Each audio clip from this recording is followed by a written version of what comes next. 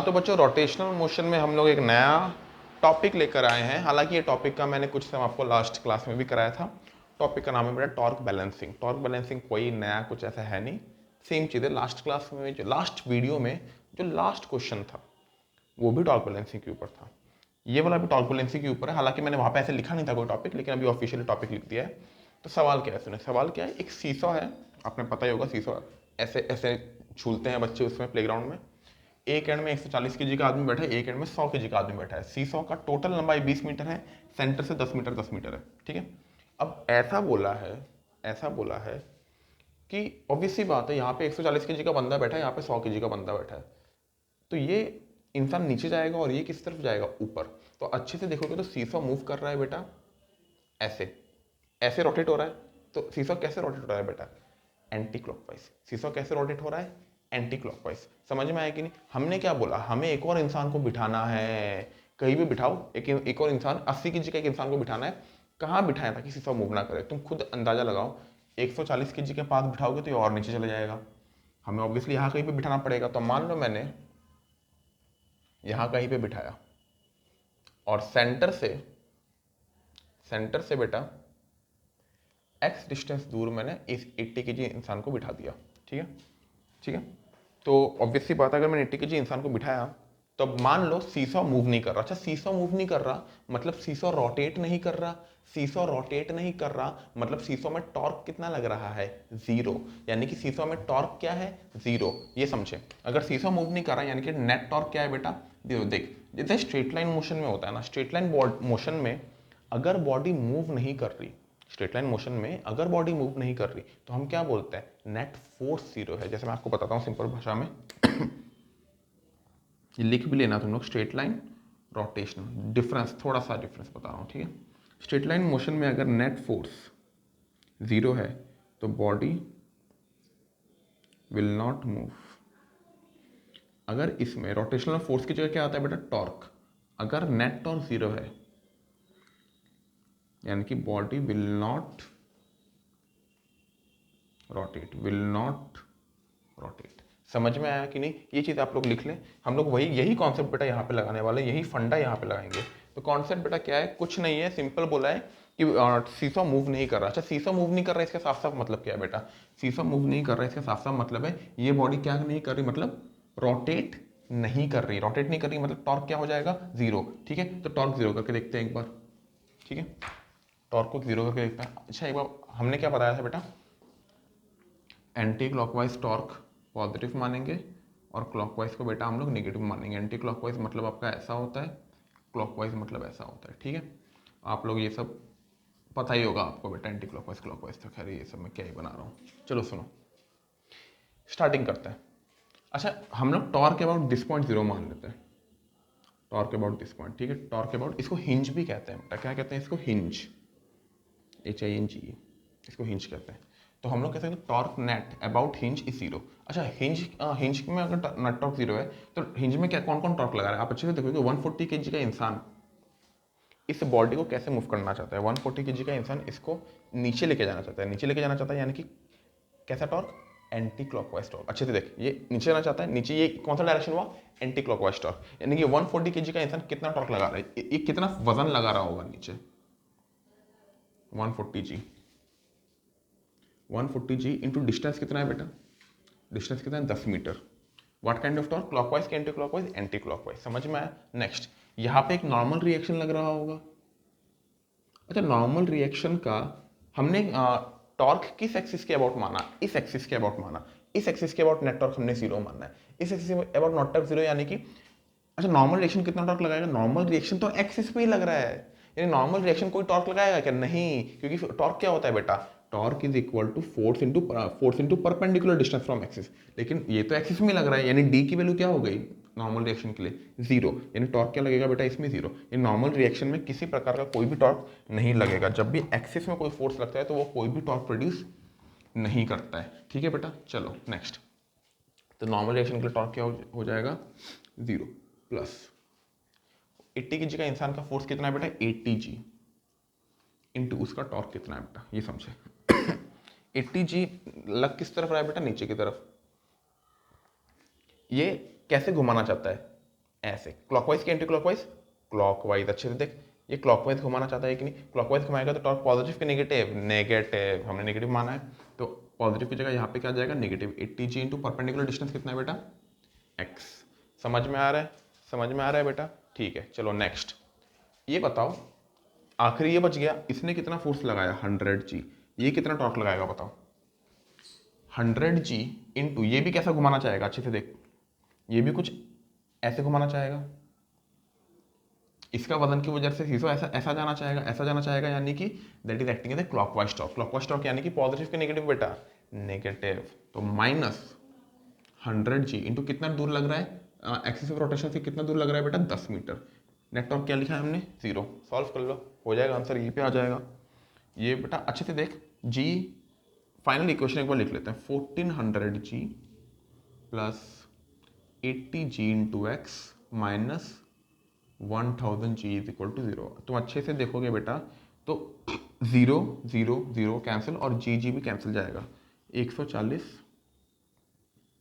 Plus 8x minus 100 is equal to 0। ठीक है बेटा, पूरे इक्वेशन को मैंने 100 से डिवाइड कर दिया तो ये रिजल्ट आ जाएगा आपका, सॉरी 80 के आगे माइनस आएगा, तो आपका रिजल्ट आ गया 140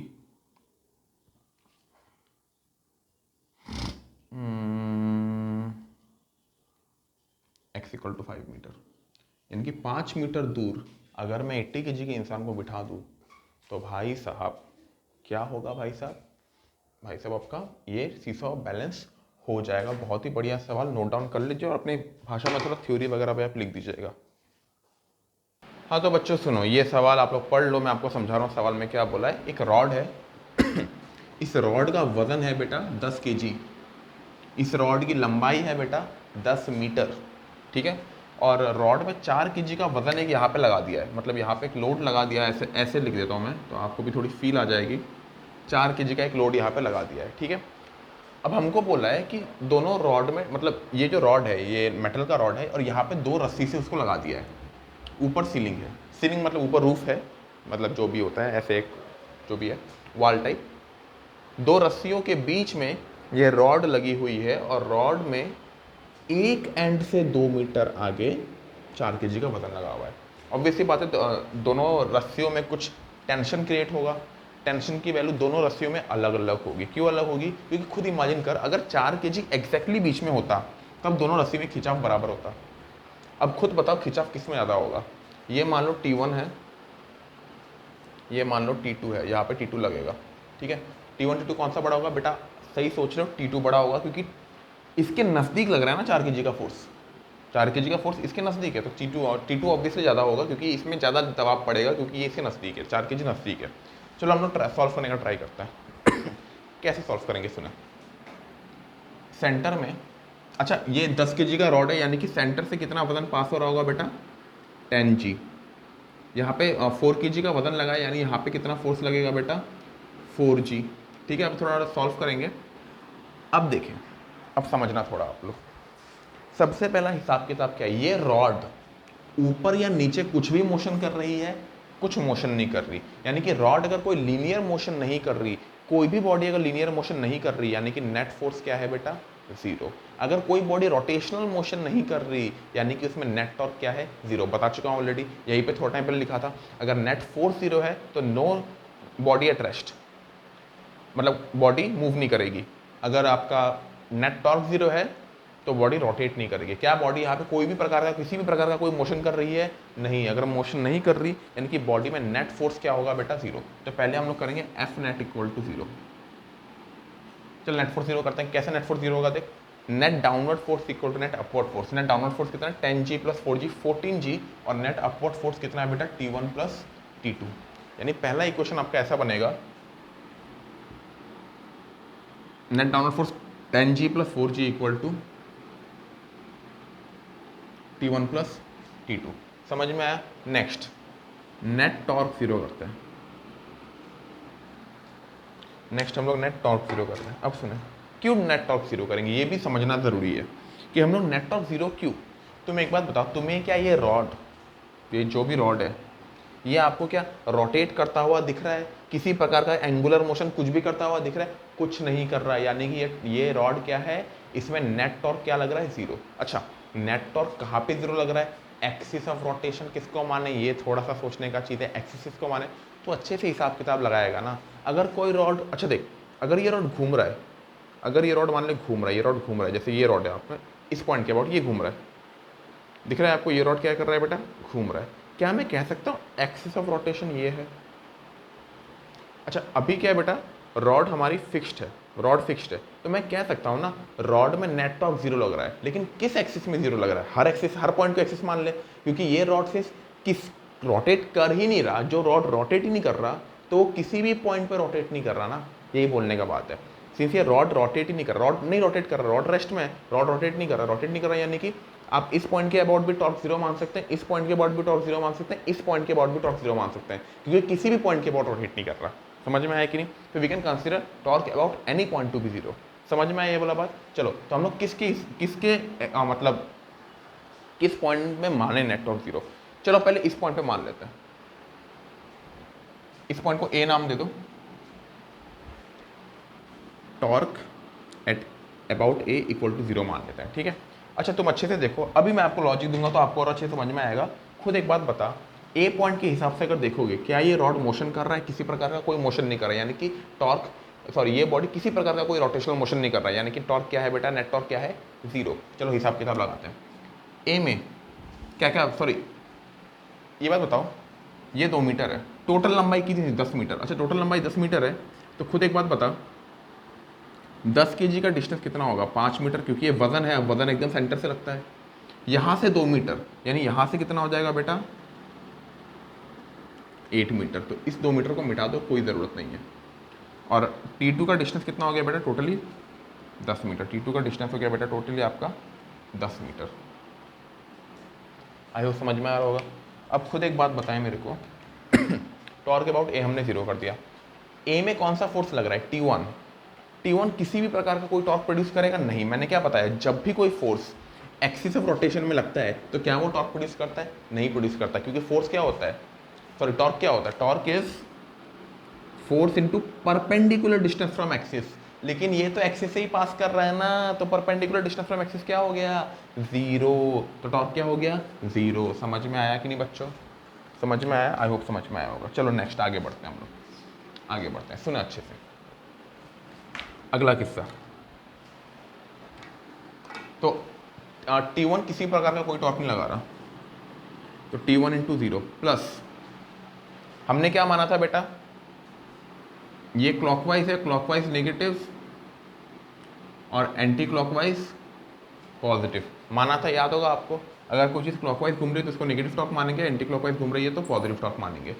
10G कैसे घुमाना चाहता है, घुमाना कैसे चाहता है 10G, अगर ये रॉड है, वजन इसका, इसको ऐसे घुमाना चाहता है, 10G जो वजन है इसको ऐसे घुमाना चाहता है, ऐसे घुमाना चाहता है, यानी कि एंटी क्लॉकवाइज घुमाना चाहता है, एंटी क्लॉकवाइज यानी कि नेगेटिव टॉर्क। तो टॉर्क क्या होता है, force into perpendicular distance, force कितना है बेटा 10G, फोर्स कितना है बेटा 10G इंटू परपेंडिकुलर डिस्टेंस कितना है बेटा 5 मीटर। समझ में आया, लेकिन क्या होगा, नेगेटिव टॉर्क होगा। समझ में आ रहा है। नेक्स्ट 4G कितना टॉर्क लगाएगा, 4G भी सेम बेटा क्लॉकवाइज टॉर्क। अच्छे से देख, 4G जो वजन है इसको ऐसे घुमाना चाहता है, ऐसे घुमाना चाहता है, तो 4G वजन कैसे लगाएगा बेटा, क्लॉकवाइज टॉर्क तो नेगेटिव 4G इंटू कितना डिस्टेंस दूर लग रहा है, 8 मीटर दूर लग रहा है। समझ में आया। आखिर में T2, आप एक बात बताएं T2 किस तरफ लग रहा है बेटा, ऊपर की तरफ। तो T2 असलियत में, हालांकि मार्कर इतना लंबा नहीं है, लेकिन आप इमेजिन कर सकते हो, हालांकि मेरे पास स्केल है, मैं स्केल से दिखाऊंगा तो आपको ज़्यादा बेटर अंडरस्टैंडिंग और फील आएगी। ये मान लो स्केल है, हाँ वाह भाई पूरा सही बैठ गया। T2 किस तरफ लग रहा है, ऊपर लग रहा है, तो T2 एक्चुअली इसको ऊपर उठाना चाहता है, ऊपर उठाना चाहता है तो कैसा घुमाना चाहता है, एंटी क्लॉकवाइज। देख ऐसे घुमाना चाहता है कि नहीं T2, देख एंटी क्लॉकवाइज घुमाना चाहता है, तो एंटी क्लॉकवाइज टॉर्क हम लोग क्या मानेंगे, पॉजिटिव। तो T2 इंटू परपेंडिकुलर डिस्टेंस कितना है बेटा 10 metre, plus T2 into perpendicular distance कितना है बेटा 10 मीटर, प्लस होगा, क्यों प्लस होगा, क्योंकि हमने कैसे टॉर्क माना है इसको, I have considered it to be anti clockwise. Net torque हमने क्या माना बेटा जीरो, क्योंकि ए पॉइंट से अगर देखें तो किसी प्रकार का कोई भी रोटेशनल मोशन नहीं हो रहा है।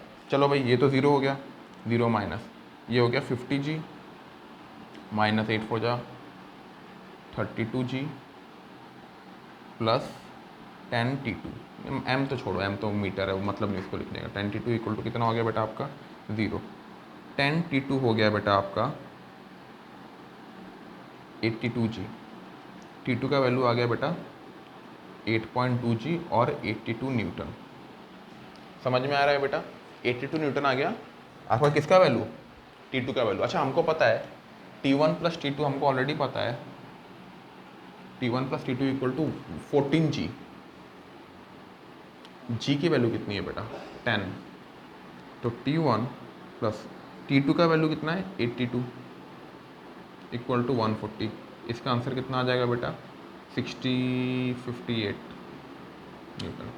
यानी T1 और T2 दोनों की वैल्यू हमने निकाल ली। समझ में आएगा बेटा? अच्छा इसको आप लोग एक बार लिख लो, मैं यहाँ पे एक बार आंसर लिख लेता हूँ। T1 equal to T2 82 Newton, T1 58 Newton. ठीक है, आप लोग एक बार लिख लें इसको, मैं इसको एक और तरीके से सॉल्व करके दिखाऊंगा आपको। ठीक है, आप लोग एक बार लिख लें, मैं मिटाकर एक और तरीके से इसको सॉल्व करके दिखाऊंगा। बहुत ही बढ़िया सवाल है, और एक सवाल को बेटा 3-4 तरीके से सॉल्व करोगे ना, आपका कॉन्सेप्ट एकदम क्रिस्टल क्लियर हो जाएगा। देखें एक और तरीके से सॉल्व करके दिखाता हूँ मैं आपको। हमने टॉर्क अबाउट क्या कंसिडर किया था बेटा, A0 किया था। क्या मैं किसी और पॉइंट के अबाउट टॉर्क 0 कर सकता हूँ? करके देखते हैं। देखो ऐसा करते हैं बेटा, इस सेंटर के अबाउट टॉर्क 0 करते हैं, क्योंकि अच्छे से देखोगे तुम कहीं से भी ऑब्जर्व कर लो, क्या ये आपको रोटेट करता हुआ दिख रहा है? क्या ये आपको रोटेट करता हुआ दिख रहा है? नहीं दिख रहा है, यानी कि इस पॉइंट के अबाउट टॉर्क क्या करेंगे हम लोग 0 कर सकते हैं। अच्छा इस पॉइंट के अबाउट टॉर्क 0 करेंगे तो एक बार करके देखते हैं। ठीक है, एक्सिस किसको मानेंगे बेटा, भूलना नहीं, एक्सिस हम लोग इसको मान रहे हैं। ठीक है, हम लोग एक्सिस किसको मान रहे हैं, इसको मान रहे हैं। सारे डिस्टेंसेस कहाँ से मेजर होंगे, यही से मेजर होंगे। तो ये डिस्टेंस हो गया बेटा 5 मीटर, यहाँ से ये कितना था बेटा 2 मीटर, तो एक्सिस से डिस्टेंस कितना होगा, एक्सिस से डिस्टेंस कितना होगा 3 मीटर। और सेंटर से T2 का डिस्टेंस कितना होगा बेटा 5 मीटर। ठीक है, तो सारा चीज़ हमने कर लिया। अब देखते हैं बेटा, सुने टॉर्क अबाउट क्या मानना है बेटा, इसको A है ना, इसको B मान लो, इस पॉइंट को B मान लो। Torque about B equal to 0। ठीक है बच्चों, चलो सॉल्व करते हैं। अभी टॉर्क अबाउट B को 0 मानेंगे, तुम अच्छे से देखोगे स्केल का है भाई, हाँ ये रहा स्केल। इस पॉइंट के अबाउट इसको एक्सिस मानना है, यानी इसके अबाउट सारे मोशन होंगे। तो T1 इस एक्सिस के हिसाब से T1 कैसे घुमाना जाता है, ऐसे, यानी कि दैट इज क्लॉकवाइज सेंस। देखो अच्छे से, T1 ऊपर की तरफ फोर्स लगा रहा है, तो T1 कैसे घुमाना जाता है, ऐसे, that is clockwise sense. Clockwise sense यानी कि नेगेटिव टॉर्क। तो नेगेटिव टॉर्क कितना लग रहा है T1 इंटू कितना डिस्टेंस है बेटा, परपेंडिकुलर डिस्टेंस कितना है बेटा 5 मीटर। समझ में आ रहा होगा। नेक्स्ट फोर्स कितना है 10G। अच्छा एक बात बता 10G तो एकदम जो एक्सिस है वहीं पे लग रहा है ना फोर्स, तो वो किसी प्रकार का कोई भी टॉर्क प्रोड्यूस नहीं करेगा। ये किसी भी प्रकार का कोई भी टॉर्क नहीं प्रोड्यूस कर सकता। क्यों नहीं प्रोड्यूस कर सकता, क्योंकि वो एक्सिस में लग रहा है, ऑलरेडी बता चुका हूँ। नेक्स्ट 4G कितना टॉर्क लगाएगा, तुम अच्छे से देखोगे एक्सिस ये है, 4G यहाँ पे लग रहा है, 4G इसको घुमाना चाहता है कैसे, अगेन 4G आपको क्लॉकवाइज ही घुमाना चाहता है, 4G क्लॉकवाइज ही घुमाना चाहता है। तो 4G भी कैसा टॉर्क लगाएगा बेटा, नेगेटिव टॉर्क लगाएगा 4G। तो देखें 4G कैसा टॉर्क लगाता है, प्लस 4G इंटू कितना टॉर्क, 4G कितना टॉर्क लगाया। अच्छा ये नेगेटिव टॉर्क था, सॉरी, क्योंकि हमने कैसा टॉर्क माना था इसको बेटा, क्लॉकवाइज टॉर्क माना था। ये 4G कितना टॉर्क लगाएगा बेटा, ये भी नेगेटिव टॉर्क लगा रहा था, clockwise torque. 4G into perpendicular distance कितना है बेटा 3 मीटर, प्लस T2 का टॉर्क का बात करते हैं, तुम अच्छे से देखेगा T2 ऊपर की तरफ फोर्स लगा रहे हैं, T2 ऐसे घुमा रहता है, and this is anti clockwise direction, this motion is anti clockwise motion. तो एंटी क्लॉकवाइज यानी कि पॉजिटिव टॉर्क। कितना torque T2 into perpendicular distance कितना है बेटा 5, T2 इंटू परपेंडिकुलर डिस्टेंस कितना है 5, दैट इज इक्वल टू 0। चलो देखो -5T1 माइनस मीटर हटाओ यार, -4 3 12 120 प्लस 5T2 इक्वल टू 0। ठीक है बेटा, ये हमारा फाइनल इक्वेशन आया। 4G इंटू 3 सही है। अब देखें 4 3 12 सही है। यहाँ से अच्छे से देखोगे आप लोग, जो इक्वेशन हमारा बन रहा है 5T1 -5T1 plus 5 T2 equal to 120 आ रहा है। पूरे इक्वेशन को 5 से डिवाइड कर दें तो ये T2 माइनस T1, T2 आगे आ जाएगा, T1 पीछे चला जाएगा, T2 माइनस T1 पूरे इक्वेशन को 5 से डिवाइड करेंगे तो 120/5 होता है बेटा 24, आपको पता होना चाहिए 24। ये इक्वेशन 1 था, फोर्स इक्वेशन, ये इक्वेशन 2 था, टॉर्क इक्वेशन। दोनों इक्वेशन को एक बार ऐड करो। इसको 14G equal to T1 plus T2 है ना, इसको मैं ऐसे लिखता हूँ T1 plus T2 equal to 14G यानी कि 140। इसको मान लो पहला इक्वेशन, इसको मान लो पहला इक्वेशन, इसको मान ले पहला इक्वेशन। अब सुने पहला इक्वेशन दूसरा इक्वेशन दोनों को ऐड कर दो, दोनों इक्वेशन को ऐड कर दो तो T1 प्लस T2, अच्छा यहाँ पे T1 प्लस में, यहाँ पे T1 माइनस में, दोनों कैंसिल जाएगा, T2 भी प्लस में T2 भी प्लस में, यानी 2T2 is equal to 140 plus 24 that becomes 164, यानी T2 कितना आ रहा है बेटा 82। अच्छा T2 अगर 82 है तो T2 minus T1 24, T2 minus T1 equal to 24, तो ये बेटा आपका 58 इक्वल टू T1। आप अच्छे से देखोगे जो रिजल्ट है बेटा T2 और T1 का सेम है, हमने पहले जो निकाला था। तो रिजल्ट में कोई परिवर्तन नहीं है और रिजल्ट में परिवर्तन होना भी नहीं चाहिए क्योंकि बेटा मेथड हमने सेम लिया है, बस जिस पॉइंट के अबाउट टॉर्क ले रहे थे वो अलग था। तो मैं आपको दोबारा ओवरव्यू देता हूँ, हमको करना क्या है, हमको करना है बेटा पहले टॉर्क बैलेंस करेंगे, सॉरी पहले फोर्स बैलेंस करेंगे। नेट फोर्स हमेशा जीरो होगा क्योंकि बॉडी मोशन नहीं कर रही। अगर नेट फोर्स जीरो है उसके बाद हम लोग नेट टॉर्क जीरो करेंगे किसी भी पॉइंट के अबाउट। दो इक्वेशन मिलेगा हमको, सॉल्व करेंगे। अच्छा दो इक्वेशन क्या है देख, पहला इक्वेशन है नेट फोर्स जीरो का, दूसरा इक्वेशन है नेट टॉर्क जीरो का। तो इक्वेशन कितने हैं, दो। इक्वेशन कितने हैं, दो। वेरिएबल कितना है, दो।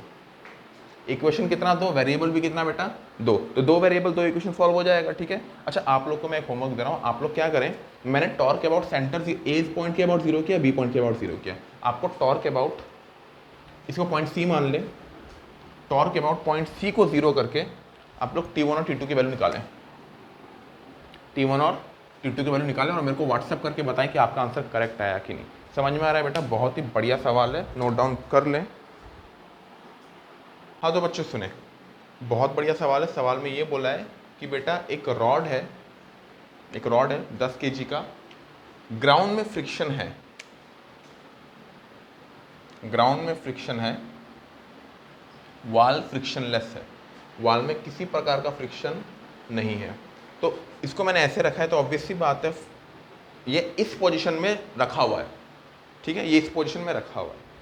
हमको बोला है find the normal reaction from the वाल, वाल कुछ एक नॉर्मल रिएक्शन लगाएगा, ज़मीन कुछ एक नॉर्मल रिएक्शन लगाएगा, ज़मीन कुछ एक फ्रिक्शन लगाएगा, सारी चीज़ें निकालनी है, ठीक है। चलो हिसाब किताब लगाते हैं, कैसे करेंगे, सुने टेक्निक सुने। सबसे पहली बात, वाल इज ए सरफेस, तो सरफेस इज ऑलवेज पुश, तो नॉर्मल रिएक्शन हमेशा सरफेस से परपेंडिकुलर होता है, तो वाल नॉर्मल रिएक्शन कैसे लगाएगा बेटा, N1। समझ में आ रहा है। नेक्स्ट तुम मेरे को एक बात बता दो, तो यहाँ पे नॉर्मल रिएक्शन कैसे लगेगा बेटा, N2, ठीक है। यहाँ पे कोई फ्रिक्शन है नहीं, यहाँ के फ्रिक्शन की बात कर, तुम एक बात बताना, यहाँ पे जो फ्रिक्शन लगेगा ऑब्वियसली बात है, ये जो रॉड है, ये जो हमारा रॉड है जो कि ऐसे रखा हुआ है, वो ऐसे स्लाइड करके जाना चाहता है। वो कैसे जाना चाहता है, ऐसे स्लाइड करके जाना चाहता है। जब रॉड ऐसे स्लाइड करके जाना चाहता है तो रॉड का टेंडेंसी किस तरफ जाने का है, उस तरफ जाने का है। रॉड का जो बॉटम मोस्ट पॉइंट है जो कि ग्राउंड के साथ कॉन्टैक्ट में है, वो उस तरफ जाना चाहता है, टुवर्ड्स राइट। तो फ्रिक्शन किस तरफ लगेगा, टुवर्ड्स लेफ्ट। वेरी गुड बेटा, ठीक है। फ्रिक्शन किस तरफ लग रहा है बेटा, towards left. Let us consider this F. तो ये दो नॉर्मल रिएक्शन लगेंगे, एक फ्रिक्शन लगेगा और कुछ, हाँ वजन लगेगा, वजन। वेट कितना है बेटा इसका, 10 kg दिया हुआ है, और वेट एग्जैक्टली कहाँ पे लगेगा बेटा, मिड पॉइंट पे लगेगा वेट। 10 के वेट कितना लगेगा, 10 इंटू जी, 10G। जी की वैल्यू कितनी है बेटा, जी की वैल्यू है बेटा 10, तो टोटल कितना वेट लगेगा बेटा, 100 न्यूटन। कितना वेट लगेगा, 100 न्यूटन, ठीक है। चलो अच्छा ये बताओ, ये रॉड क्या बोला है, रॉड इक्विलिब्रियम पोजीशन में है, यानी कि रॉड में नेट फोर्स क्या है बेटा, जीरो है। अच्छा एक बार बता, रॉड अगर इक्विलिब्रियम में है और रॉड में नेट फोर्स जीरो है, तो क्या मैं कह सकता हूँ रॉड में net force zero along X and Y, मतलब मैंने बोला रॉड में नेट फोर्स जीरो है, लेकिन किस तरफ जीरो है, रॉड में नेट फोर्स एक्स डायरेक्शन में जीरो है और वाई डायरेक्शन में जीरो है। समझ में आ रहा है। चलो देखो करते हैं, पहले एक्स डायरेक्शन में नेट फोर्स जीरो करते हैं। सिंस बोर्ड में जगह कम है क्योंकि मुझे काफ़ी कुछ सॉल्व करना, मैं यहीं पे लिख दूंगा एफ एक्स। अगर एक्स डायरेक्शन में नेट फोर्स जीरो यानी हॉरिजॉन्टल में नेट फोर्स जीरो यानी कि क्या, इस तरफ क्या लग रहा है N1 minus F is equal to zero. Horizontal direction में दो ही फोर्स लग रहे हैं N1 और F, तो N1 minus F must be equal to zero. तो N1 इक्वल टू कितना हो गया बेटा F, ये पहला इक्वेशन बन गया। Net force along Y zero, अगर वाई जीरो है तो ऊपर की तरफ क्या लग रहा है बेटा N2, नीचे की तरफ क्या लग रहा है 100, तो N2 इक्वल टू कितना हो गया बेटा 100 न्यूटन। तो अच्छे से देखेगा, हमें निकालना क्या था, हमें निकालना था बेटा N1 N2 और F। तुम अच्छे से देखोगे तो N2 की वैल्यू हमने निकाल ली है 100 न्यूटन, और N1 और F मतलब दोनों की वैल्यू हमको निकालनी है। और अगर आसान भाषा में बोले तो इसमें भी कुछ कठिन बात है नहीं, आपका N1 इक्वल टू F है तो किसी भी एक की वैल्यू निकाल लो, आपका आंसर आ जाएगा। ठीक है, अच्छा फोर्थ इक्वेशन मैंने लगा दिया। नेक्स्ट क्या लगाऊंगा बेटा टॉर्क इक्वेशन। टॉर्क इक्वेशन, अब टॉर्क इक्वेशन कैसे लगाएंगे सुने, टॉर्क इक्वेशन कैसे लगाएंगे, टॉर्क इक्वेशन किसके अबाउट लगाएं। अच्छा तुमने एक चीज़ देखा होगा, अच्छा मैं अगर इस पॉइंट के अबाउट टॉर्क इक्वेशन लगा दूं, मान लो इस पॉइंट के अबाउट नेट टॉर्क जीरो, ये पॉइंट, इस पॉइंट को ए नाम देते हैं, नेट टॉर्क अबाउट ए अगर मैं जीरो मान लूं तो बेनिफिट क्या है देख, एंड इस पॉइंट में ए पॉइंट में N2 फोर्स के लिए कोई टॉर्क लगेगा नहीं, क्योंकि N2 फोर्स इसी पॉइंट से पास हो रहा है। और अगर एक्सिस ऑफ रोटेशन हमने ए को माना तो एक्सिस ऑफ रोटेशन से कोई भी फोर्स पास हो वो कोई भी टॉर्क प्रोड्यूस नहीं कर पाता, वो कोई भी टॉर्क प्रोड्यूस नहीं कर पाता। तो N2 कितना टॉर्क लगाएगा, जीरो। फ्रिक्शनल फोर्स भी कितना टॉर्क लगाएगा, जीरो। समझ में आ रहा है कि नहीं, तो N2 और फ्रिक्शनल फोर्स दोनों ही जीरो टॉर्क लगा रहे हैं, तो अपने को N2 और फ्रिक्शन को कंसिडर करने का कोई जरूरत नहीं। तो ये हमारे लिए अच्छा है, क्योंकि हम इस पॉइंट में अगर नेट टॉर्क जीरो लें तो मुझे N2 और F का कोई ज़रूरत ही नहीं है, तो मुझे सिर्फ इन दोनों को देखना है। ठीक है, चलो देखते हैं। अब समझे, थोड़ा समझने की कोशिश करना, थोड़ा दिमाग आपको लगाना पड़ेगा। अगेन बता रहा हूँ, N2 और F के लिए कोई टॉर्क नहीं है। तुम एक बार बताओ टोटल लंबाई कितनी है बेटा, 10 मीटर। अगर 10 मीटर है और ये 37 डिग्री है तो बॉटम पूरे का लंबाई कितना होगा, अच्छा हाइट कितनी होगी 10 साइन 37, इसको y मान ले। क्या मैं कह सकता हूँ y/10 is equal to perpendicular by hypotenuse sine 37। Sine 37 की वैल्यू कितनी होती है बेटा 3/5, इतना आपको पता होना चाहिए। तो y का वैल्यू आ गया 6 मीटर, y का वैल्यू 6 मीटर। उसी तरह पूरा का पूरा बॉटम का अगर आप डिस्टेंस निकालेंगे वो आएगा बेटा आपका 8 मीटर। ठीक है, तो एक बार बताइए ये डिस्टेंस कितना आया, this distance is coming out to be 4 metre. Exactly weight तो एकदम बीच से पास हो रहा है ना, तो पूरे का आधा होगा ना ये 4 मीटर। समझ में आ रहा है कि नहीं बेटा, समझ में आ रहा है 4 मीटर। ठीक है, अच्छा एक और चीज़, अब देखिए इस पॉइंट पे ये दोनों टॉर्क नहीं लगा रहे, ये दोनों तो टॉर्क लगाएंगे, तो इसका टॉर्क कितना होगा। तुम मेरे को एक बात बताओ, सबसे पहले 100 न्यूटन का जो टॉर्क है वो क्लॉकवाइज लगेगा कि एंटी क्लॉकवाइज लगेगा, ये आप लोग हिसाब किताब लगाएं। हम लोग ए पॉइंट को एक्सिस ऑफ रोटेशन माने हैं, अगर मैं ए पॉइंट को एक्सिस ऑफ रोटेशन माना हूँ, तुम खुद एक बात बताओ, जो 100 न्यूटन है किस तरफ लग रहा है, नीचे की तरफ लग रहा है, तो ये इसको कैसे घुमाना चाहता है।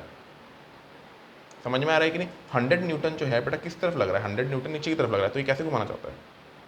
समझ में आया कि नहीं, सिंस नीचे की तरफ घुमाना चाहता है तो ये डायरेक्शन कौन सा है, this is anti clockwise sense, आपको पता होना चाहिए। और एंटी क्लॉकवाइज को हम लोग क्या मानते हैं, पॉजिटिव। तो एंटी क्लॉकवाइज को पॉजिटिव मानेंगे तो एंटी क्लॉकवाइज टॉर्क कितना लग रहा है, force into perpendicular distance. What is the perpendicular distance, देख ये फोर्स है और फोर्स का परपेंडिकुलर डिस्टेंस फ्रॉम एक्सिस, तो हम ये डिस्टेंस नहीं लेंगे, ये वाला डिस्टेंस। देख आप सोचोगे कि सर फोर्स तो ये है, हम ये वाला डिस्टेंस लेंगे क्या, हम ये वाला डिस्टेंस नहीं लेंगे, हम ये वाला डिस्टेंस लेंगे, क्योंकि आई हैव ऑलवेज सेड कि torque is equal to force into perpendicular distance. तो फोर्स से परपेंडिकुलर डिस्टेंस क्या है, ये है फोर्स कितना है 100 न्यूटन, परपेंडिकुलर डिस्टेंस कितना है 4 मीटर, तो टॉर्क कितना होगा 100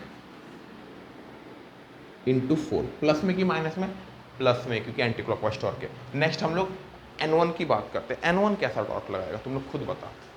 ये रॉड कुछ ऐसा है, ठीक है, ये एक्सिस ऑफ रोटेशन है, N1 कुछ ऐसे लग रहा है। अब जो फोर्स ऐसे लग रहा है वो रॉड को ऐसे घुमाएगा ना भाई, ये कैसे घुमा रहा है, कैसे घुमा रहा है, it is rotating it in clockwise sense, यानी N1 कैसा टॉर्क लगा रहा है, क्लॉकवाइज। तो क्लॉकवाइज टॉर्क लगा रहा है तो प्लस की माइनस, माइनस, तो माइनस N1 का टॉर्क कितना होगा बेटा N1 इंटू, अब खुद बता इस फोर्स का परपेंडिकुलर डिस्टेंस क्या होगा, ये फोर्स रहा, फोर्स का ये फोर्स का डॉटेड लाइन के देके बना दिया, इस फोर्स का परपेंडिकुलर डिस्टेंस फ्रॉम एक्सिस क्या होगा, एक्सिस ये है, फोर्स ऐसे लग रहा है तो फोर्स का परपेंडिकुलर डिस्टेंस ये होगा ना भाई, तो ये हाइट कितना है 6 मीटर। समझ में आ रहा है कि नहीं, फोर्स का परपेंडिकुलर डिस्टेंस समझ में आया कि नहीं, कितना है बेटा 6 मीटर। तो n1 इंटू कितना आ गया बेटा ये 6 मीटर इक्वल टू कितना आ गया 0। तुम अच्छे से देखोगे n1 into 6 equal to 400, n1 equal to 200 by 3 newton, 66.66 newton, 66.7 लिख लो यार इसको सिंपल भाषा में। तो n1 आपका आ गया 66.7। अच्छा n1 अगर 66.7 तो फ्रिक्शनल फोर्स भी कितना होगा बेटा 66.7 न्यूटन। और हमें n2 भी निकालना था, n2 कितना आ गया बेटा 100 न्यूटन। तो हमने तीनों चीज़ें निकाल ली। देख सिंपल है, कुछ नहीं है, आपको कैलकुलेशन देख, रोटेशन का यही ब्यूटी है कि आपको कैलकुलेशन कुछ करने की जरूरत नहीं है, बस सिंपल सा होगा कैलकुलेशन, बट दिमाग आपको लगानी पड़ेगी। फोर्स इंटू परपेंडिकुलर डिस्टेंस, समझ में आया बेटा, बहुत ही अच्छे लेवल का सवाल था। काइंडली इसको पूरी तरीके से आप नोट डाउन कर लें। Find the point where normal reaction will act. ठीक है, बढ़िया सवाल है, बढ़िया सवाल है। हालांकि आप फिजिकल क्लास में होते तो मैं और मतलब और थोड़ा कहते हैं ना, थोड़ा बॉडी वॉडी बना के रियलिटी में थोड़ा दिखाता कि नॉर्मल रिएक्शन कैसे एक्ट कर रहा है, सब कुछ दिखाता। लेकिन कोई बात नहीं बेटा, वीडियो में पूरी तरीके से आपको समझ में आने ही वाला है। ठीक है, देखिए एक बॉडी है जिसका डायमेंशन है बेटा 1 मीटर यहाँ पे, 2 मीटर यहाँ पे, एक क्यूबॉइड शेप है। ठीक है, यहाँ से 40 न्यूटन का एक फोर्स लग रहा है जो कि एकदम टॉप मोस्ट पॉइंट पे लग रहा है। ठीक है, बॉडी का वजन है बेटा 100 न्यूटन, बॉडी का वजन 100 न्यूटन, और बोला है फ्रिक्शन इनफ है, सरफेस में फ्रिक्शन इनफ है कि बॉडी मूव नहीं कर सकती, बॉडी मूव कुछ हिल ही नहीं सकती, इस फोर्स की वजह से बॉडी हिल नहीं सकती। तो एक बार बताओ, अगर फ्रिक्शन इनफ है, मैंने हॉरिजॉन्टल फोर्स कितना लगाया 40 न्यूटन, तो फ्रिक्शन भी कितना लगेगा 40 न्यूटन। किस तरफ लगेगा, पीछे की तरफ। क्यों पीछे की तरफ, क्योंकि फ्रिक्शन किस तरफ लगता है, बॉडी अगर इस तरफ में आप एक्सटर्नल फोर्स लगाओ तो फ्रिक्शन पीछे की तरफ लगती है, तो फ्रिक्शनल फोर्स बड़ा इस तरफ लगेगा।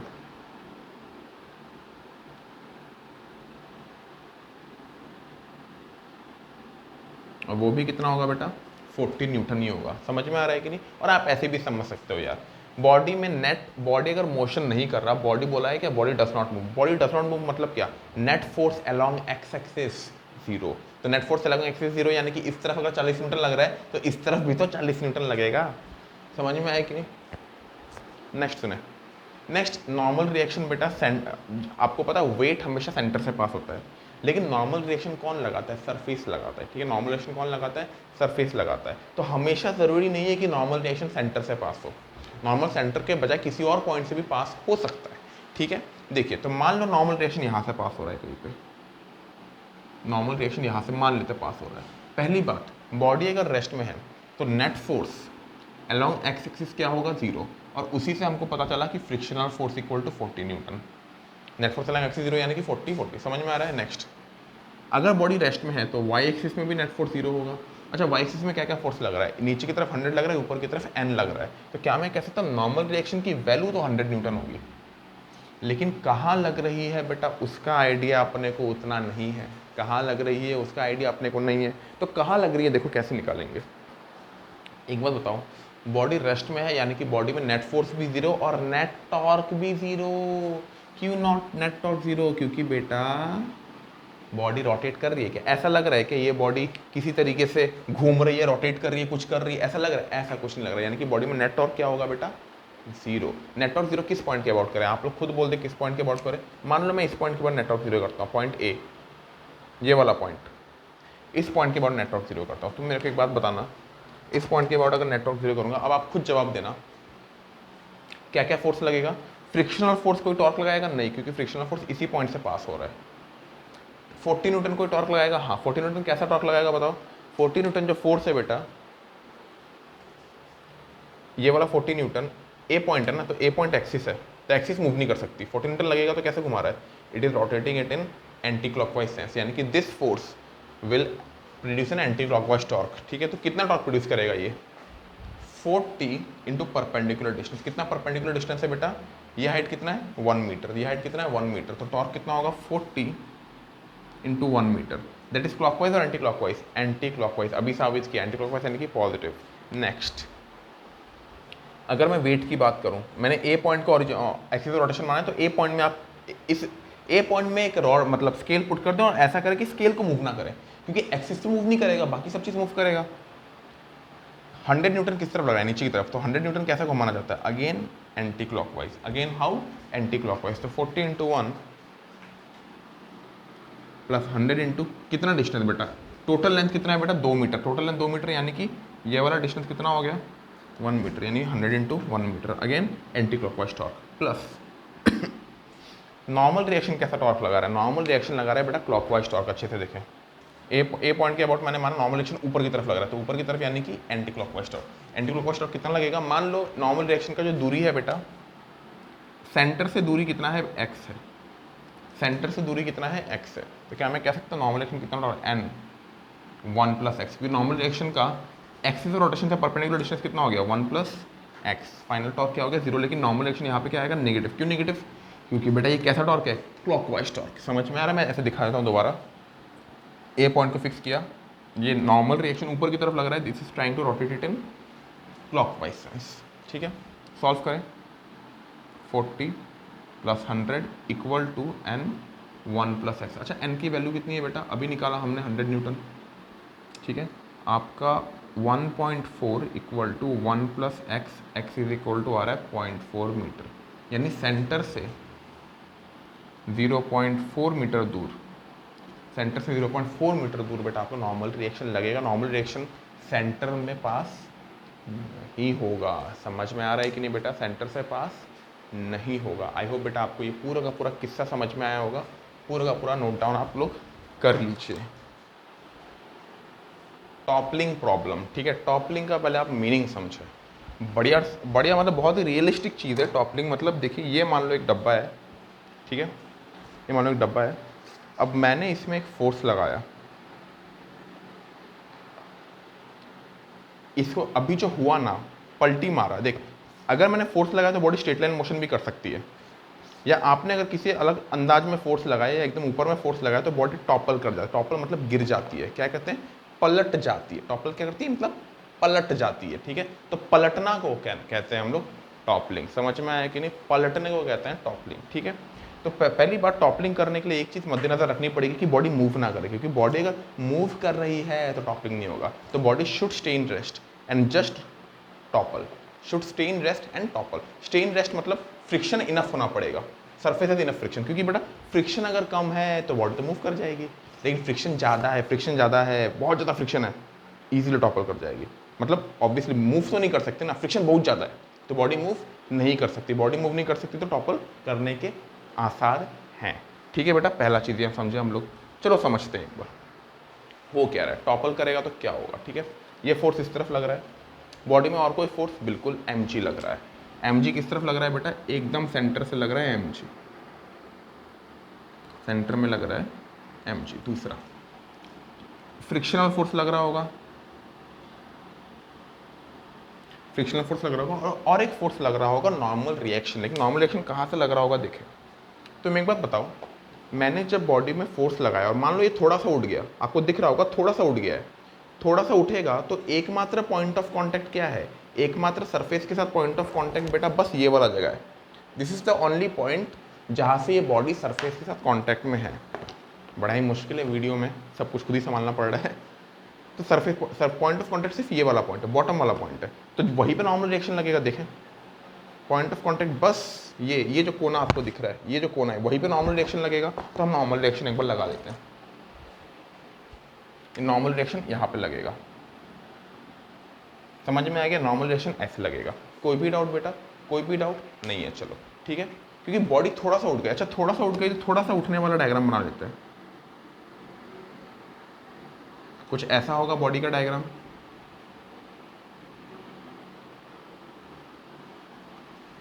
आइडिया आपको लग सकता है, थोड़ा सा वो एंगल में होगा, हालांकि उससे कुछ खास फर्क नहीं पड़ता। थोड़ा सा उठी है बस, ठीक है, एफ यहाँ पे लगा, थोड़ा सा उठी, मतलब इतना कम उठी है कि आप जस्ट थोड़ा सा उठी है।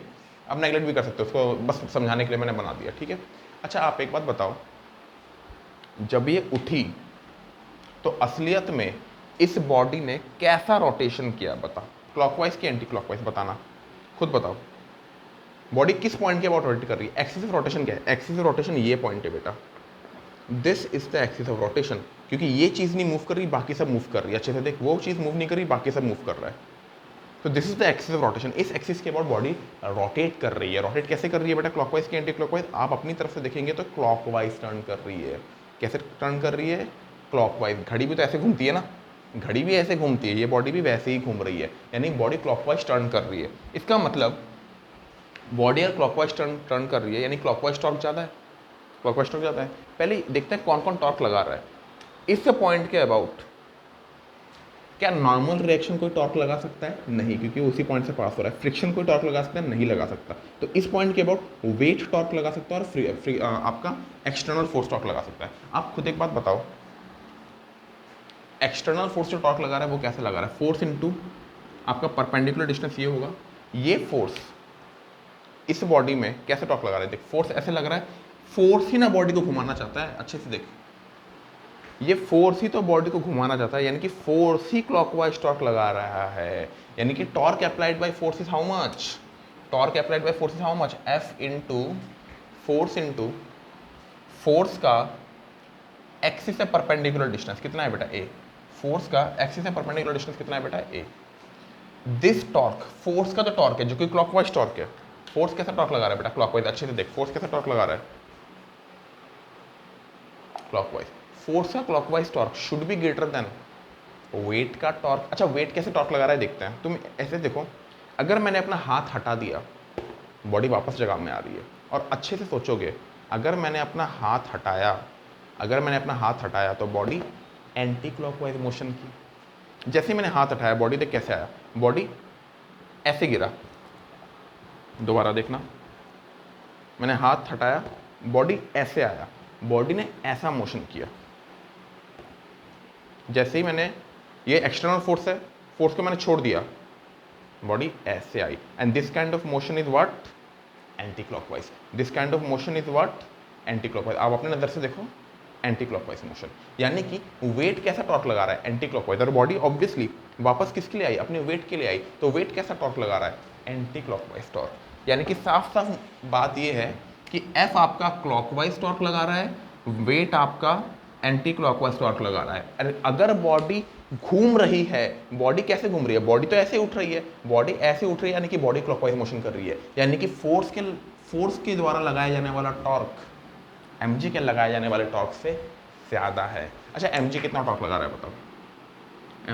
mg कितना टॉर्क लगा रहा है? mg इंटू परपेंडिकुलर डिस्टेंस कितना है बेटा? कितना है? तो ये पूरा b था, तो b/2 mg इंटू b/2, यानी f की वैल्यू जो आ रही है, f should be just greater than equal to mg b/2 है। अगर मैं जस्ट आपका मतलब एंड वैल्यू मानूँ तो इक्वल टू बता देते, तो mg b/2 का अगर आप फोर्स लगा लेंगे तो बॉडी टॉपल कर जाएगी। बॉडी क्या कर जाएगी? टॉपल कर जाएगी। अब मैं आपको कुछ चीज़ें बताता हूँ, तुम मेरे को एक चीज़ बताना, पहले आप लोग नोट डाउन कर लो सारा का सारा चीज़, इसके बाद में थोड़ा मतलब अच्छे लेवल का डिस्कशन करेंगे। तुम एक बात बताना, ए क्या है? हाइट। बी क्या है? विड्थ। ए क्या है? हाइट, ठीक है। अच्छा, ए को मैं हाइट ही कर देता हूँ, ठीक है, थोड़ा आपके लिए भी अच्छा रहेगा। ए को मैं हाइट कर दिया, ए जहाँ पे उसको हाइट कर दिया मैं, ए जहाँ पे उसको मैं हाइट कर दिया, ठीक है। चलो अब दो एग्जाम्पल लेता हूँ। पहला एग्जाम्पल ये,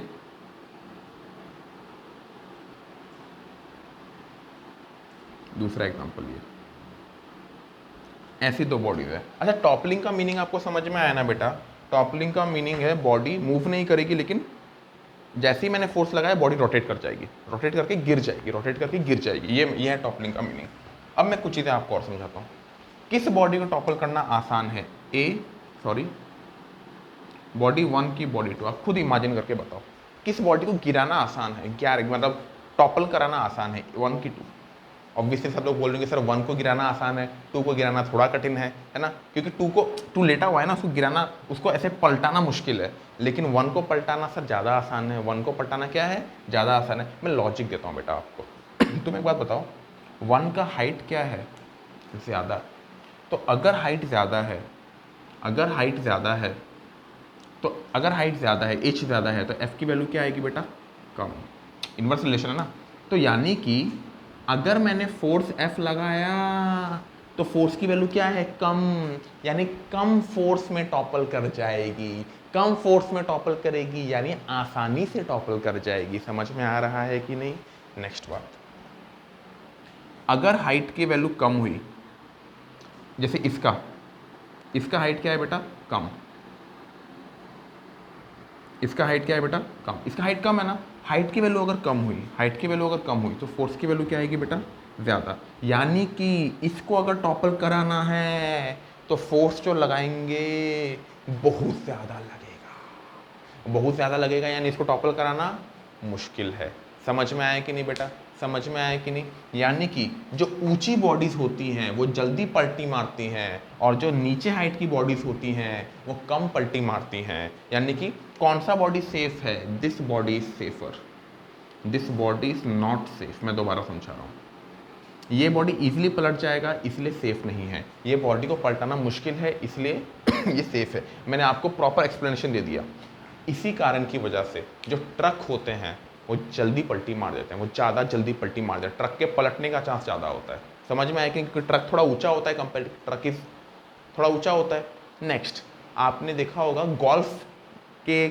गोल्फ जो लोग खेलते हैं उनकी गाड़ी होती है, वो भी बहुत पलटी मारती है क्योंकि वो भी थोड़ी ऊंची गाड़ी होती है। ठीक है, एक और एग्जांपल मैं आपको देता हूँ। F1 कार जो होता है, देखा, रेसिंग कार, F1 कार आपने देखा होगा, वो एकदम लो बनाते हैं, जितना मतलब बहुत ही, उसका हाइट बहुत कम होता है, लंबा कार होता है लेकिन हाइट बहुत कम होता है। सिंस उसका बेटा हाइट बहुत कम होता है, क्यों हाइट कम होता है, क्योंकि जितना हाइट कम उतना ज़्यादा फोर्स लगेगा पलटी मारने में, और इन शॉर्ट जितना हाइट कम गाड़ी उतनी ही ज़्यादा सेफ। ताकि देखो F1 कार इतना हाई स्पीड में मोशन कर रहा है तो वो कभी भी पलटी मार सकता है किसी भी रीज़न के लिए। ठीक है, तो जितना हम लो हाइट रखेंगे उतना पलटी मारने का चांस कम है। इसी कारण के लिए F1 के जो कार होते हैं बेटा वो क्या बनाते हैं, बहुत ही कम हाइट के बनाते हैं। समझ में आ रहा है बेटा, कोई भी डाउट नोट डाउन कर ले बेटा, सारा कुछ जो भी बताया है। अब इसमें अच्छा एक और चीज़ है, तुम एक बात बताना, मैंने हाइट के पैरामीटर से जज किया, अब मैं बेस के पैरामीटर से जज करता हूँ। ठीक है, इधर देखें, मैं इसको मिटा रहा हूँ। ठीक है, आप एक बात बताओ, अगर मैं बेस की बात करूँ,